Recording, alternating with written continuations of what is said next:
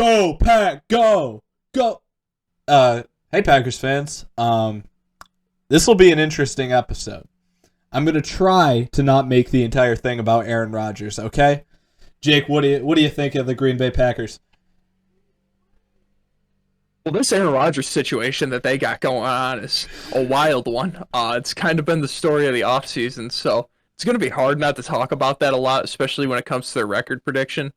But we've been avoiding it when we go over the record predictions for every other team when we get to the Packers, and we're like, all right, based on the stories this week, I'm going to give this team a win or this team a loss this week, depending on how the quarterback situation is looking for them. So it's been a weird one, especially me, who's been having everything line up. So it's gonna be fun when we get there.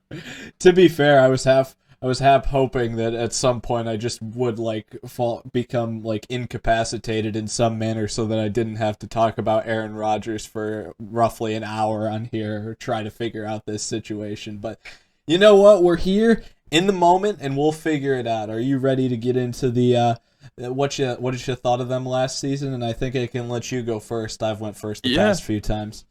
Yeah, let's jump into it. Going through and looking at their games, I made sure to. I wanted to watch that Tampa game because I saw the first quarter of it when the game went on, and that was like the only game. The Packers lost 4 total games last season, but that one game against Tampa in the regular season is the one game he looked human in.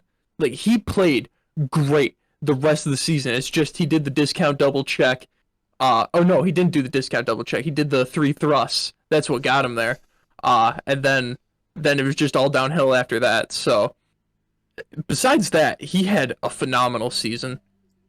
Robert Tonyan just stuck out like a sore thumb in a good way watching them. I think I undervalued him a lot during the season. I know he was doing well, but I'm like, he's just the new flavor of the year. There's one guy that top 5 fantasy tight end for me. Yeah. Come on. This season, you watch out. Even if Jordan loves the QB, I don't care. Give me Tonyan. Yeah, and I have to apologize to Robert Tonyan right now because I really undervalued you because he's putting up fantasy numbers, but he did everything well, blocking and receiving. And if he has another season even close to the one like he had last year, he's going to be in the upper echelon of tight ends. Devontae Adams, I know you and I talk about it all the time off the podcast, even on the podcast. He just gets schemed open so much, and it is sickening to watch in some of these games where like Devontae Adams gets his 3rd touchdown grab of the game. I'm like, he hasn't had to work for any of those. Just everything is pre-snap motion, or no one's covering him when he just turns right to Rodgers for a screen pass. Do you remember when Jarvis Landry was doing the same thing? Like, I don't know. How long ago was it now? Probably like 5 or 6 years ago. And everybody was just bashing Jarvis Landry because, he's catching the ball short and it's not that impressive. He's not actually making plays for himself. And yet the funny thing about Jarvis Landry and Devontae Adams and the difference is it wasn't the Ryan Tannehill we had now. So it was like Jarvis Landry was making even though it was a 3-yard route, Jarvis Landry was sticking one hand out and snagging a ball out of the air like that. Well, Devontae Adams literally could not ask for a better throw on all of these types of plays that he's schemed open to. And yeah, it feels like he had 18 touchdown receptions and probably at least 13 of them were less than 5 yards down the field receiving. Don't have the actual numbers, but that's what it feels like. I'm not going to take it away from him. He did have some amazing grabs going back through and watching the games. He's a very good wide receiver. It's just he's way, way, way overhyped when it comes to touchdown numbers and guys that just look at stats because of those easy ones that he gets. Yeah, looking ahead to some of the episodes we've got planned for the future, past these record predictions, because we're almost done. We're in the championship game teams, and then we'll get to the Super Bowl teams, and by next week, it'll be over really quick here. But one of the fun things about this is that we're gonna have episodes devoted to top 5 players at positions, mostly skill positions. We'll probably avoid some of the bigger boys just because I don't think that's quite as flashy. Sorry to those guys. I mean, you're obviously important, but we're trying to get the clicks here. And I mean, it's going to be fun to really talk about like who's actually the most skilled players at their positions. Not like who's going to have the best numbers or who's going to be the best. And I think everybody, if you've watched us for a decent amount of time, you realize what we're going to say about A.J. Brown at the receiver position. But really, that 2 through 5 position, well, I mean, maybe you'd throw somebody above him. But that 2 through 5 slot is really going to be fun to see how we rank receivers in terms of like not worrying about the scheme, just who actually has the best skill. And it'll be fun at a lot of other positions too when we get around to it. Yeah. The Packers running backs, for as much as Rodgers and that pass game gets praised, produced very, very well. I mean, Aaron Jones, he's going to be the guy that everyone talks about, but Jamal Williams and A.J. Dillon, when they got their touches, they made the most out of them.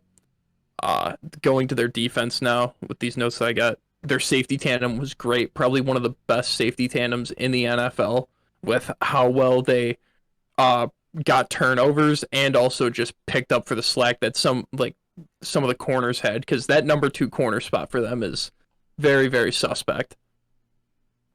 Their return game all last season, very lackluster.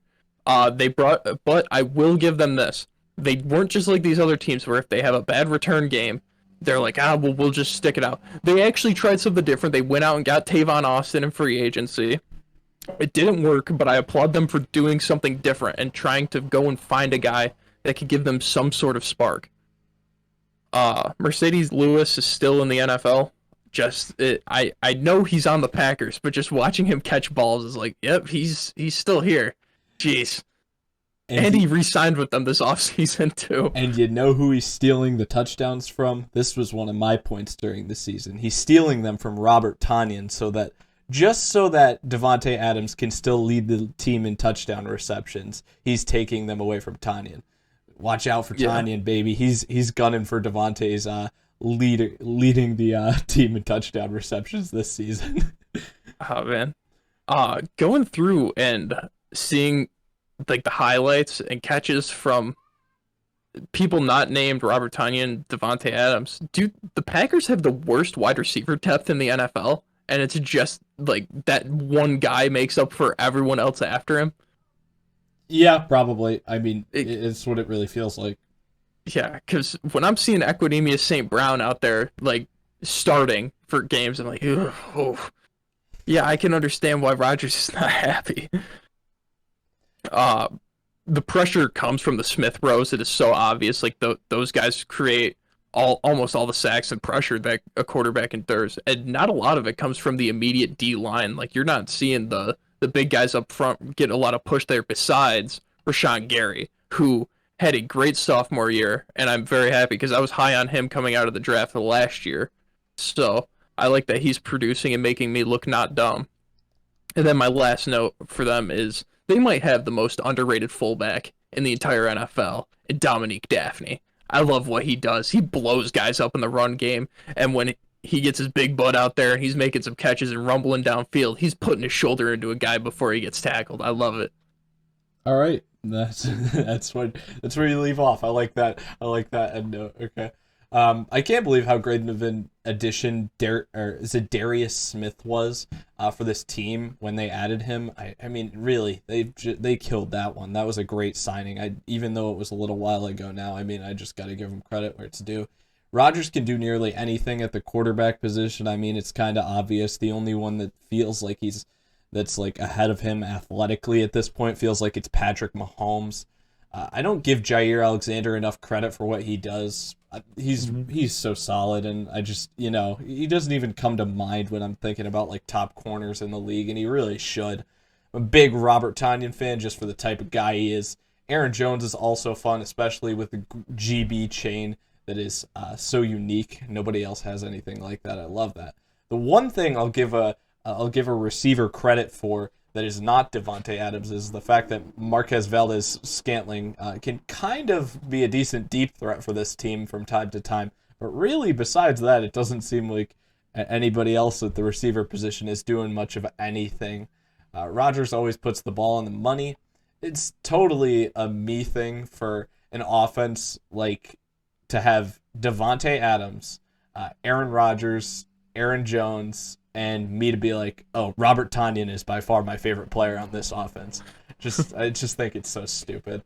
Kenny Clark really helps make this D-line solid all around, but the defense still feels like the positions that it's lacking at are like the off-ball linebackers and then that cornerback number 2 spot that you already mentioned. Darnell Savage had a solid season. He really looked good out there. I mean, as I said, Savage is a savage. Davante Adams is so good at having other people set screens for him to score touchdowns. But yeah, Davante Adams is like by far the best receiver on this team, and it's not even close. Still got to say that. It's really surprising to see how well Rodgers moves still. I don't know why. It just seems like he shouldn't be moving as well as he does at his age 37 now. I think 38 now season. And last 2 things I got to say is, I mean, I just got to say, I think the line up front plays pretty well for this team in the run game and the pass game most of the time. So credit there. And yes, A.J. Dillon getting the ball when it was freezing outside in the snow against the Titans. That is the best decision they have ever made. Let's get A.J. Dillon the ball more this season, even more so if it's snowing outside. There's no way you're bringing down his tree trunks for legs. It's just amazing. Yeah, he's their December back. When it's snowing out there at Green Bay, just unleash him. Give Aaron Jones a break, save him for the playoffs. Moving on to their gains and losses, very small list for both here. The Packers did a great job of retaining all the guys that they wanted to, except one guy, which out of all the guys that they kept, might be one of the bigger ones that they didn't get to keep. Sorry, did you say acquisitions and losses? Yes. You skip stats section? Oh, stats. Skip stats. Sorry. I just always throw stats to you first and then let... I'm sorry. You close up shop usually, but... Yeah. You want me to go first for it still? Yeah, go first. Right. I'll be clean up. All right, Rodgers, 4,300 yards, 48 touchdowns, 5 interceptions. You can't do much better than that. Aaron Jones, 1,104 yards and 9 touchdowns on the ground with 355 receiving and 2 touchdown receptions. That's really solid numbers, and I have to say, I'm surprised that Jamal Williams, with all that production Aaron Jones had, was still able to get 505 yards on the ground. A.J. Dillon, even though he had his limited touches, 5.3 yards per carry. That's nice. And it was better than Jamal Williams, so kind of makes sense that they let him go. Davante Adams, 115 catches for 1,374 and 18 touchdowns. When you see that number, it's just like, wow. Meanwhile, Robert Tonyan, 52 catches, 586 yards, and 11 touchdowns. Touchdown total would have been higher, like I said, if Mercedes Lewis wasn't stealing so many red zone touchdowns for whatever reason. But multi-tight end sets, whatever. Obviously, you said the return game was literally atrocious. Crosby didn't miss a field goal all year, so he had a solid year. Missed some extra points, but that's to be expected with how many they're kicking, with how many touchdowns they score. J.K. Scott was good too. Darnell Savage, talked about him already, but he had 4 interceptions, led the team. Jair Alexander had 13 passes defended. Savage had 12. 4 forced fumbles for Zadarius Smith, along with 12.5 sacks. Preston Smith really kind of, even though you said he did force a decent amount of pressure this season, I mean, if you watch 2019 as compared to 2020, these guys were going insane off the edge. Preston Smith kind of cooled down this season. I don't know what it was, if it was the fact that like Rashawn Gary got in there more and made more plays or what, but it's just noteworthy. I mean, if they get back to that 2019 form, even still, I just like this D-line. It's solid. I will say though, not too much depth, which may be a kind of a concern if you want to get those guys off the field a little more. Adrian Amos led the team with 83 tackles, 12 tackles for loss for Zadarius Smith, and for Preston Smith, he had 7 tackles for a loss, which was second on the team, so I threw that in there. Yeah, got everything I wanted to. Just, I'm going to harp on their kick return game, punt return game a little bit more. Just very pitiful. I mean, they bring in Tavon Austin, and then they just have him return punts. I don't know why they didn't also put him back there to return kicks, too. It didn't... Like, I like the move. I like when teams do something a little different. And they're like, all right, this isn't working. We need to bring in a different guy. Is falling apart old Tavon Austin the right move that you should do? Probably not, but it's different. And they're like one of the first teams that went out in the middle of the season. We're like, we need to do something, and got a different guy. So I will give that to them. But Only having him have 7 punt returns and nothing in the kick return game is just makes me shake my head looking at that. Yeah, I agree with you, and I think the funny thing is that um even though I do agree with you, you got to credit them for like going out and trying something different. I think it's really weird. Like their yards per return numbers felt like when I was looking at them, I was like, these feel like these are the worst numbers we've seen. I'm not tracking them throughout the season, but they feel like they were like the worst in the league in terms of what they did uh, on a per return basis at least. I don't know, but yeah, we can go to free agency now. Yeah, all right. So now we're at free agency. Not a lot of gains and losses for them, but or they because they did a good job retaining all the people that they wanted to. One thing though, if I was them, I probably would have traded out Aaron Jones for Corey Linsley.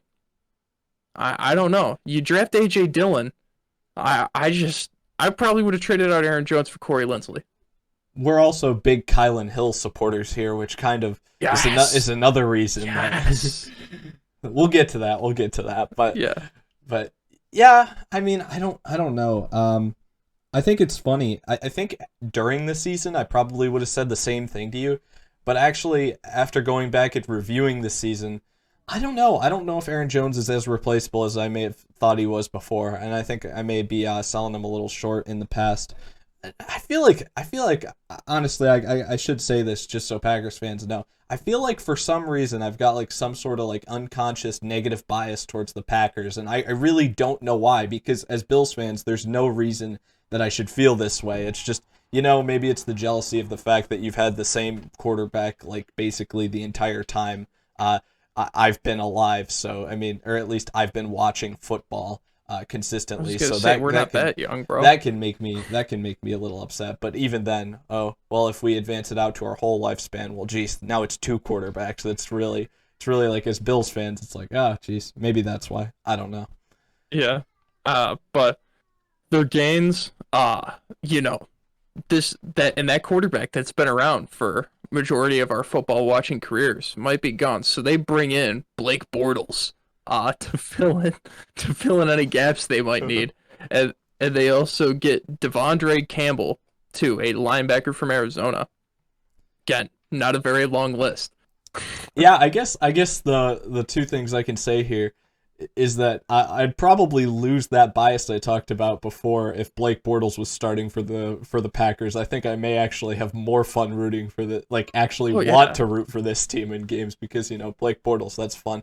And I guess I did talk about depth on the defensive line not being so great, so I guess Devondre Campbell actually is a decent pickup for them because he's a guy who's usually coming off the edge, at least when I think of it, unless I'm completely misremembering his play style. But yeah. No, yeah, he's a 3-4 on-ball linebacker, so you're right. And then for their losses, the biggest loss of the offseason for them, Corey Linsley goes to LA. They lose Jamal Williams, and they lose Christian Kirksey. They've lost more, but those are kind of like the big 3. The other guys are just depth pieces on their O-line too. They lost those, but Packers, decent organization, maybe not making Aaron Rodgers happy, but they lose O-line depth and they address it in the draft. I love it. I love seeing that. Although I have to say the 2 positions that I said like kind of lackluster on the defensive side of the ball were cornerback number 2 and then like off-ball linebacker. So they lose their one guy at off-ball linebacker that I was kind of okay with, and they don't address it for a while, which I have to say is a pretty questionable decision. But just from my perspective. But the guy they get, you don't miss with guys from this school. You don't miss with guys at this school. Okay, let's get into the draft. Tell me about Eric Stokes. Eric Stokes is a house call machine. I said that when we went through all the positions. I'm saying it again now. The dude just has a way of getting the football. It's not easy picks either. They just QB's throwing up bombs and he's like fair catching it. Every interception he gets is tough.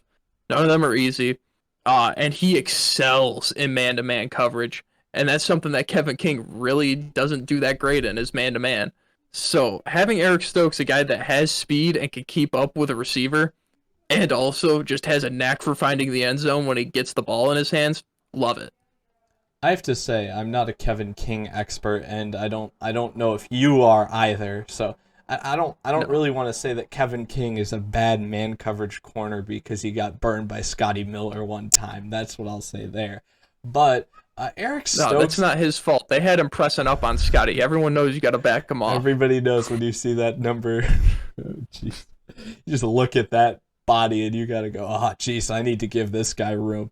Um, Eric Stokes, though, I think he's good, but I still feel the same actually as when we ranked the corners. This is a guy I remember talking about a little bit, and he felt like a second round, third round guy. I don't really love him as a first round player, and I gotta say I wasn't terribly impressed with their draft overall entirely. They picked a lot of linemen, which we'll get to, but I mean that doesn't necessarily help it because like I like we've went over many times before, we're not deeply ingrained in this lineman scouting. So I mean, if all these linemen hit, maybe it'll be a lot better of a draft than I'm gonna say. But I mean, I'll start the Josh Myers talk too. Center from Ohio State University. I guess it's good that they're trying to replace Corey Linsley. That makes sense. I'm glad they're trying to fill in some holes here. But I mean, then they grab more linemen later, and it's just like, okay, I wish they would have went a few other directions with some of these picks, just to be honest. Looking at some of the guys that they lost in free agency, though, they lost like their depth at O line, so I don't have a problem with them going out and getting young guys. Probably could have saved that more towards the end of the draft, though, instead of like sprinkling it throughout. But I'm not gonna hate on it too much because they did have positions after their starters that they need to fill in. But Josh Myers, he gets a lot of push off the snap, and he should be their starter. I can't really provide much analysis after that because I would just be talking out my butt. So, Amari Rodgers. Go ahead, give me something on Amari. He is actually a different kind of receiver that the Packers don't have. And that is the kind of build that we aren't big fans of.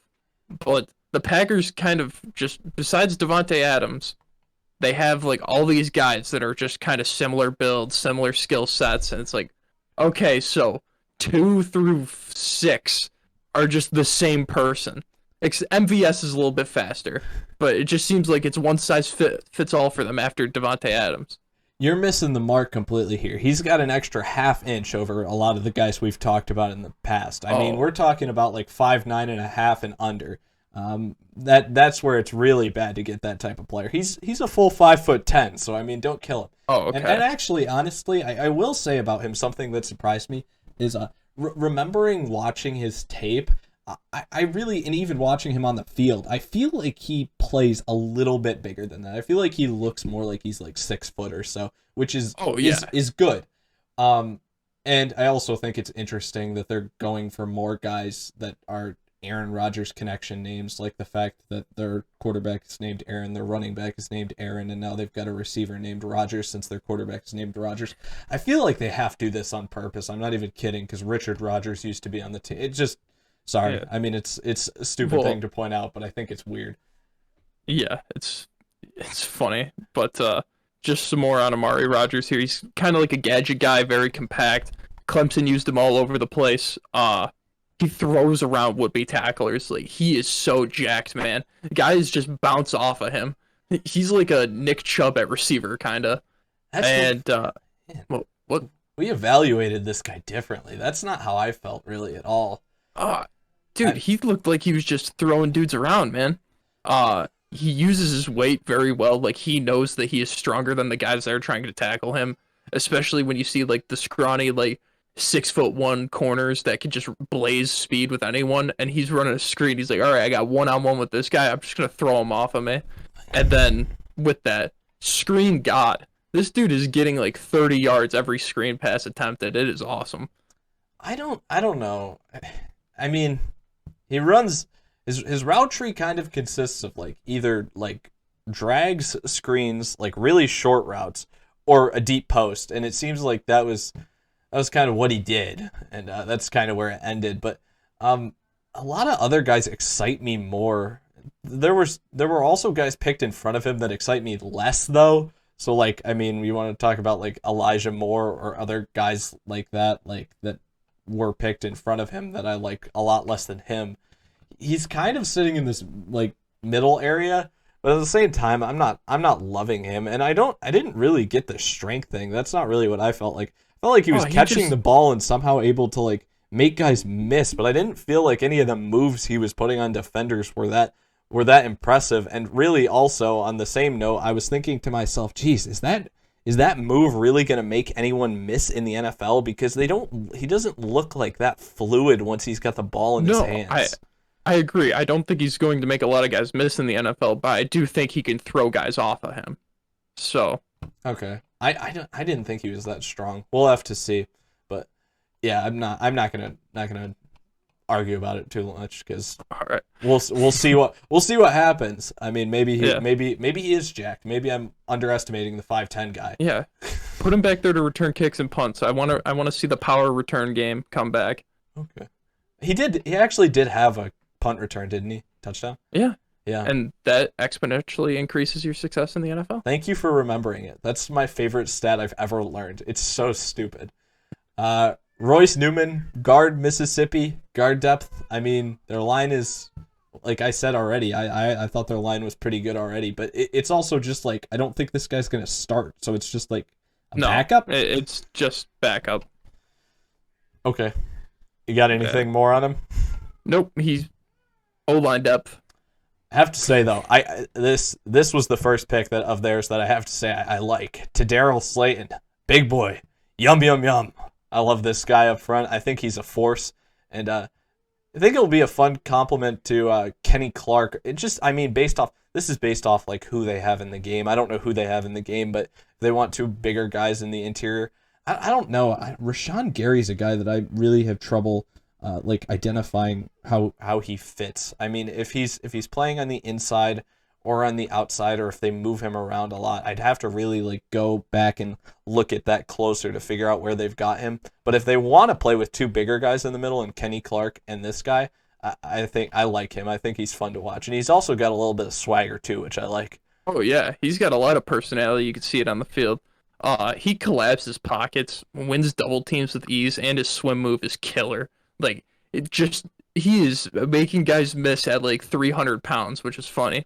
But, guys like Tyler Shelvin went before him because you just want a massive human instead of someone that can actually play football. Cincinnati. Every team we watch, you're just dropping lower in the power rankings, just so you know. You're lucky you got that Burrow kid last year. That's all I'll say.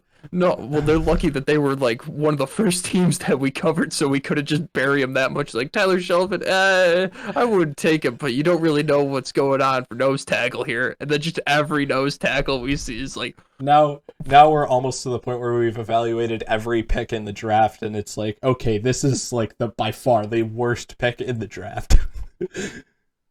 It's crazy. Shamar Jean Charles, first play. I haven't seen a cornerback line up 15 yards off the ball in a while. That's what I'll say.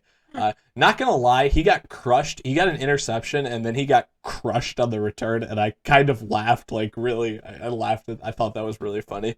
But he does break on the ball pretty well, and he gets his hand in.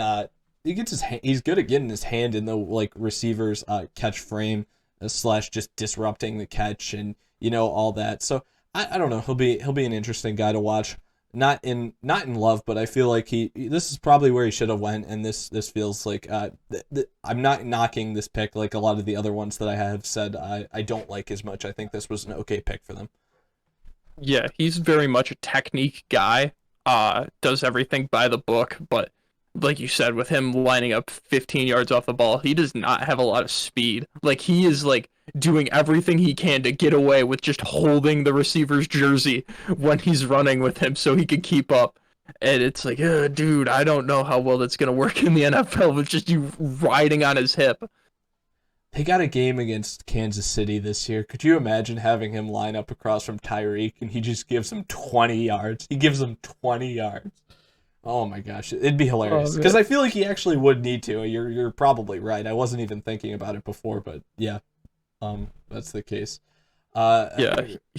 I got one more thing on him. Okay. Just you said that he got crushed after that one interception. I saw he only had 2 interceptions his whole career, his whole college career. And I think he just stopped catching balls because there are times where the ball hits him in the hands and he just lets it drop.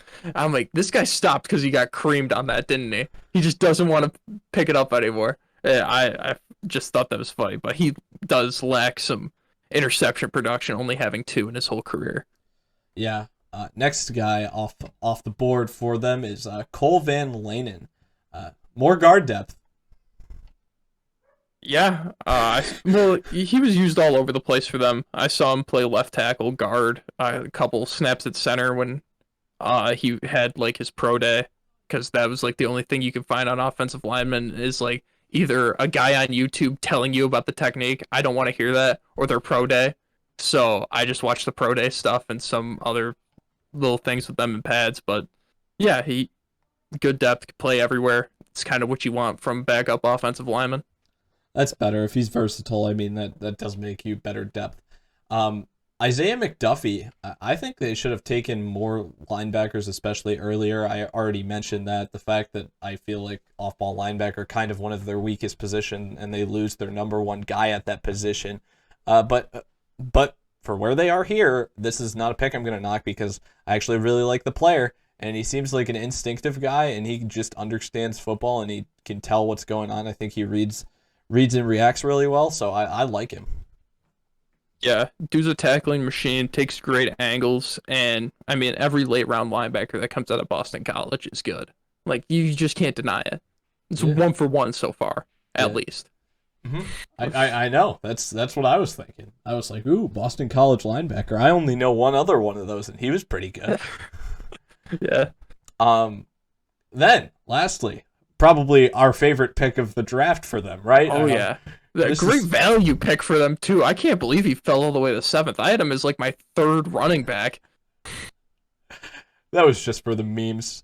I mean, I think I still had him in my top 10, though, to be fair. I actually think I did. No, he was in your top. I think he was, like, 5 or 6 for you. Yeah, no. He would. That's the funny thing. And I said that. I said they must have thought they, like, lacked leaping ability in the backfield without Jamal Williams, so they obviously had to go out and get the best jumping back in soon to be in NFL history. And I just remember talking about the fact of how much he jumped so vividly. I actually forgot that he was like a decent player too, which is funny part.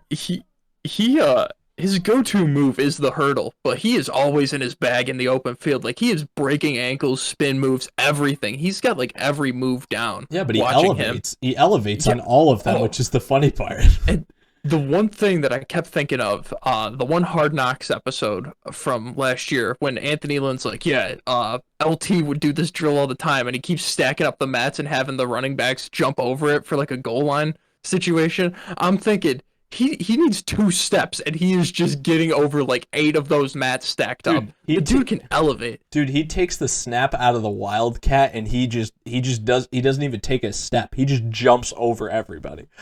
Oh yeah, I hope that they get in a situation like that. That would be awesome. Just him, boom, and then just. No, because they need to feed Devontae Adams on the 1-inch line. Remember? Well, him jumps up, Tebow pass, Devontae Adams.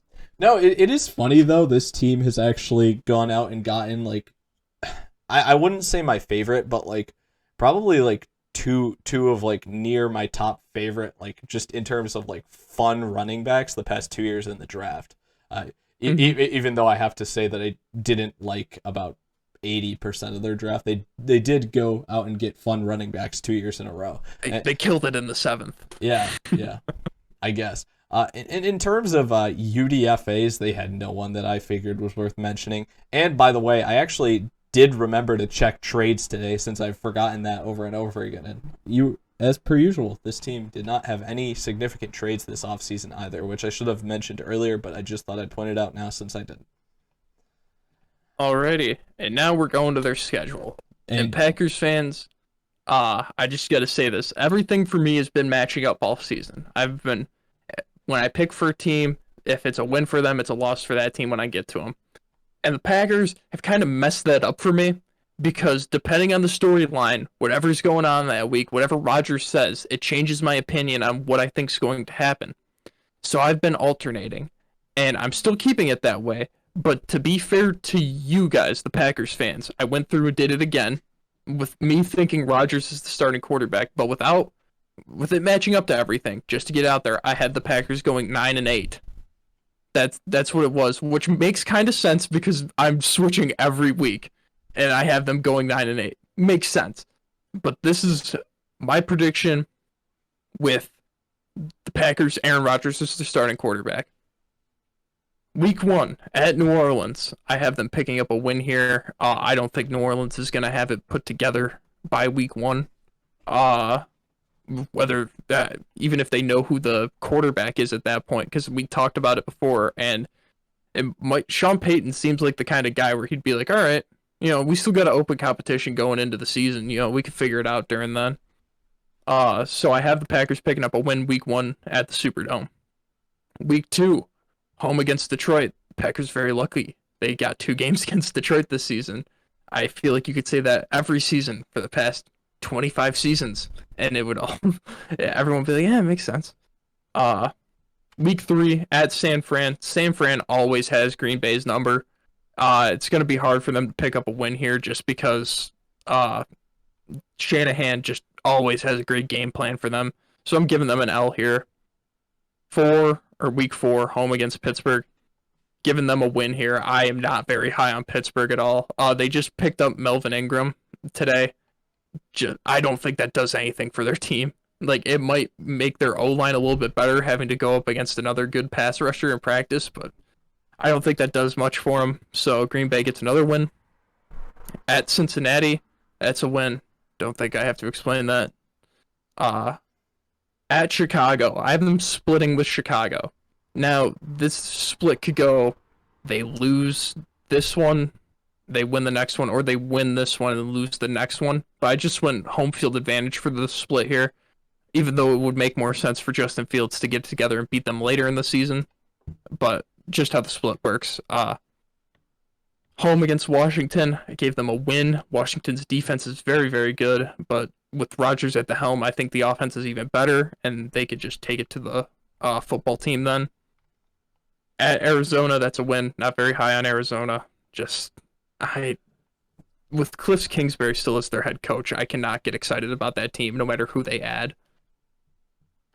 At Kansas City, I have that being a loss, but if it was home, I'd have to think about it way harder, just with Rodgers there and everything.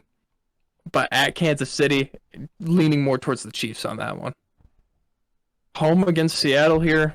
Not very high on Seattle. I think Green Bay could pick up a win here if Rodgers is their quarterback, and I'm using that as a stipulation for every one of those because with my luck, Jordan Love or Blake Bortles is going to be the quarterback going into the next season, and everyone's going to be like, you had them going 12-5. Yeah, because I thought they would have a Hall of Fame quarterback under center. At Minnesota, I have them picking up both wins against Minnesota. You're higher on Minnesota than I am. Kirk Cousins there, it is hard to think that they can beat the Packers. Kirk Cousins tears his ACL week 1. What do the Vikings go? Defeated. Oh, okay. Kellen Mond is the savior of that franchise, and until they realize it, I don't know what to tell Vikings fans. Okay. Then home against the Rams. They beat the Rams in the playoffs at home. I think they beat the Rams again at home here. Even with Stafford, I think they do it. I think their secondary got better. And that was the one thing that was kind of holding them back in the playoffs. And it got better. I think it's going to stay better. They got a different weapon that can help. They got Blake Bortles.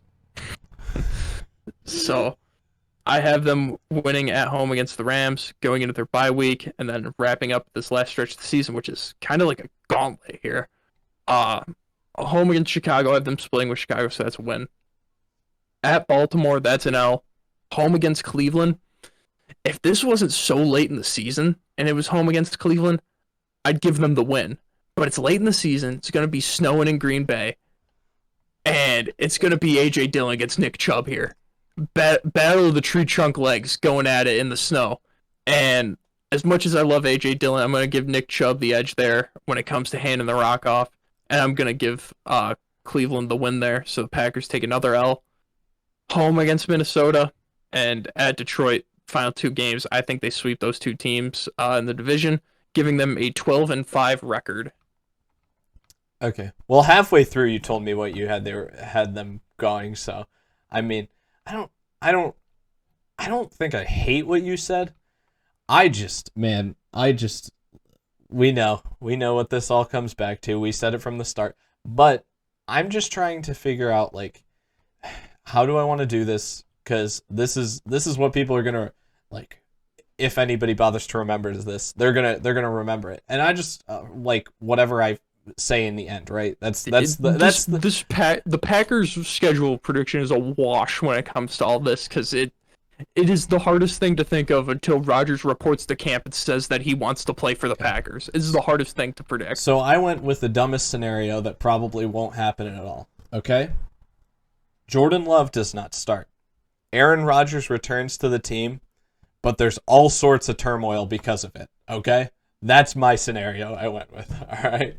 Okay. So we'll see. I doubt that that's that likely to happen. I also just feel like I kind of went in between where I think they would be if Rodgers was starting and playing well, and if Jordan Love was starting and not necessarily playing, well, just playing to his ability is what I'll say. And I don't think that would get them very far, just to be completely honest.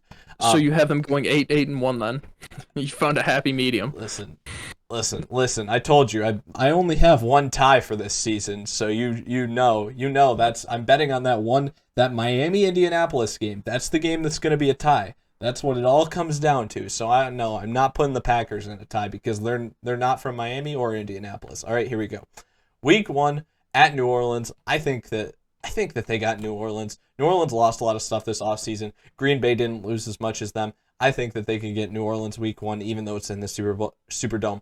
That's a win. Week 2 versus Detroit. They're a lot better than Detroit. I hate that this is a Monday Night Football game this early in the season. There's so many other interesting matchups you could actually put between bad teams and not just have a slaughterfest week 2, because I mean, I feel like you'd really have to get a team that you know isn't going to be too solid to play against Detroit for Detroit's primetime game. I think it's stupid that they did this.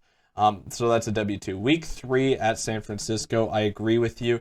When that San Francisco roster has been healthy against Green Bay, those matchups really haven't been that close. And I'm hoping that week 3 will mean that this season that San Francisco roster hasn't gotten completely depleted by the 3rd week of the season. And I'd expect them to I'd expect the Niners to win that game, meaning that the Packers lose. Week 4, they play the Pittsburgh Steelers, as I think you kind of pointed out. I'm not too high on the Steelers still, and the Packers are the home team in this. I think this is a win. Maybe it's a little close, but I'm giving them the win there. Week 5 at Cincinnati. Cincinnati, man, roster building is just not going well for you, just compared to so many other teams. It's a W for the Packers, just because I don't feel like their roster's anywhere. I don't feel like you're even close, Cincinnati, in terms of having a roster that Green Bay does. Week 6 at Chicago. I have them losing to Chicago. I'm thinking that Justin Fields will be playing by this point, and I'm going to go with that they lose to Justin Fields. I'm hyping him up a ton. I may as well hype him up. Keep hyping him up. There's no reason to change my opinion now. Week 7, they also play a team that I'm loving hyping up. I love the defense. I love what they did on the offensive side of the ball this offseason. So I think that they can drop to Washington here too, because if there's truly a little bit of turmoil in the Green Bay organization that I'm saying there could be, I don't know how likely it is if everybody just like shuts up and is like, hey, that quarterback of ours is really good. We shouldn't worry even if he's really ticked off all the time about just having to be in this building for 30 seconds. But if they can get over that, I mean, I feel like it's a big hurdle, but I don't know. I feel like it's a big hurdle that they shouldn't be able to get over, but at the same time, I feel like for whatever reason they will be able to get over it, but they shouldn't, and that's kind of how my schedule prediction is going. Week 8 at Arizona. I do think that they're good enough to beat Arizona. I'm going to give them the win there. Week 9 at Kansas City. On the other hand, Kansas City's smooth sailing. Other than losing the last game of the season, which losing the Super Bowl, I don't know how much of a failure you can consider that. I think Kansas City's still a really good team. and obviously they're firing on all cylinders.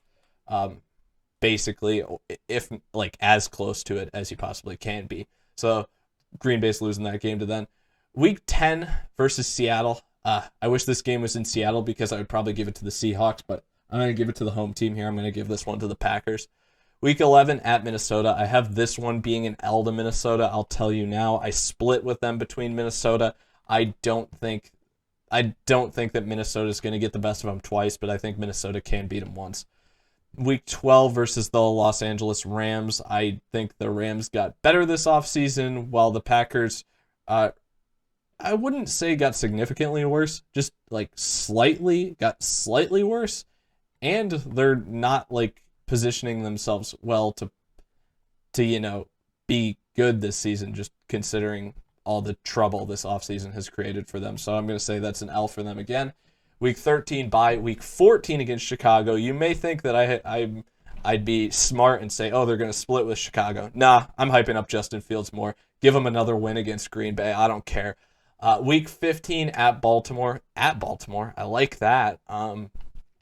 Yeah, maybe if this game was in Green Bay, it'd be a little closer. But I think Baltimore and Green Bay are probably pretty close together in terms of roster talent, and Baltimore's the home team, so I'm going to give this one to Baltimore. Week 16 against Cleveland. There's not many teams that I'm going to pick to beat Cleveland, and I've got to say, with where Green Bay is sitting, Green Bay is not going to be one of the teams that I pick to beat Cleveland, so they're losing to Cleveland again here. Week 17, they play Minnesota.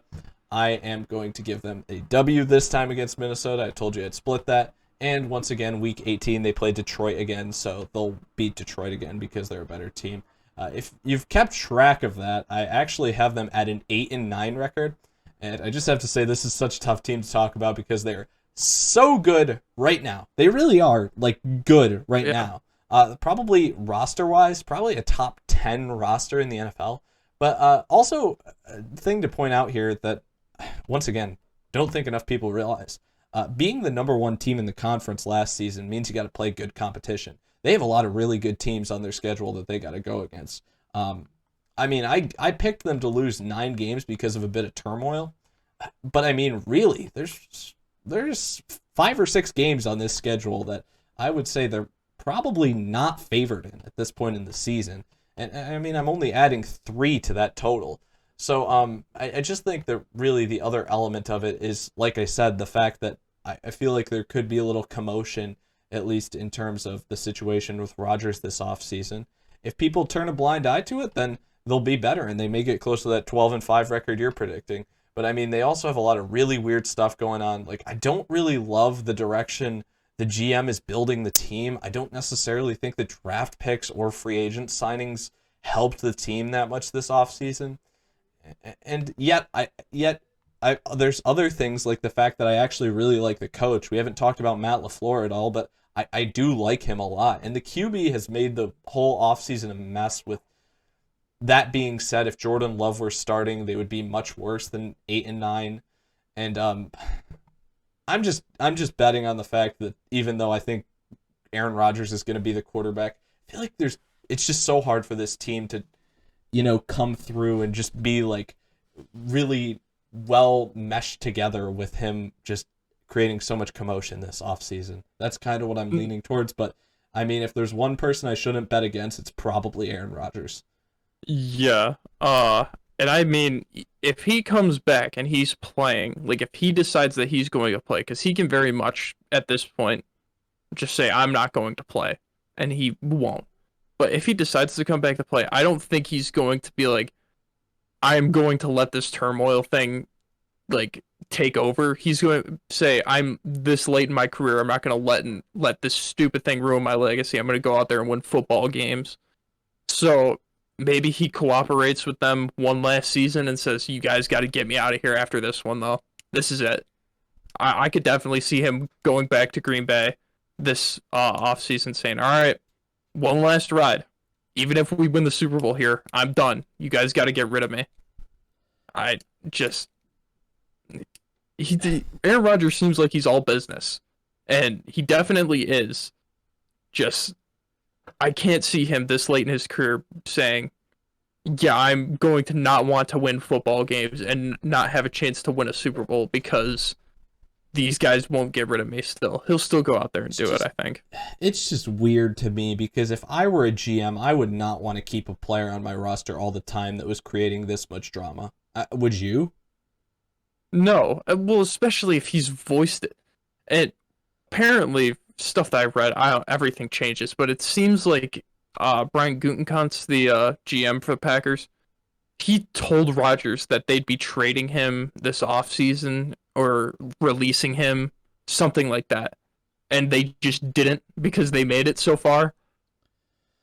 And you can't do that. If you're going to promise a player, especially someone of Aaron Rodgers' magnitude, that and just not hold up your end of the bargain, kind of a crappy thing to do.